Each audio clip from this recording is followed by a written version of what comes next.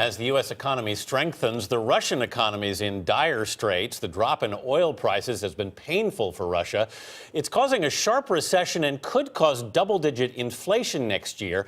Debora Patta is in our London bureau. Deborah, good morning. Good morning. Russian authorities have attempted to reassure the public ahead of a 10-day New Year break that the worst phase of its currency crisis is over. But financial analysts paint a very different picture, saying the shockwaves of the collapse of the Russian ruble will continue to be felt for some time to come. It is going to be a long, cold winter in Russia. Already weakened by Western sanctions, the plunging oil price has pushed the Russian economy to the brink of collapse. Russian President Vladimir Putin has now scrapped his government's New Year holidays to deal with the crisis. We've had a long and depressing winter, he said, but our government cannot afford a holiday, at least this year.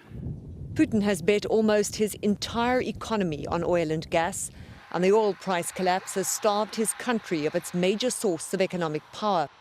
If the oil price stays below $60 a barrel, the Russian economy will contract by a staggering 4% next year. The Russian ruble has already lost half of its value against the US dollar this year. A midnight hike in interest rates earlier this month has not been enough to staunch the bleeding. And it is ordinary Russians who will feel it the most, says investment consultant Chris Weaver. Their situation is going to deteriorate over the next 6 months. It is going to be a very tough winter. But it is not just bad for Russia. The country is facing a sharp recession that could have global political repercussions if Putin becomes desperate. Russian businessman Sergei Trofimenko says the impression is that the West is trying to punish Russia and that any additional US sanctions may provoke a response. We don't like to be pushed. The more we pushed, the more we became stubborn.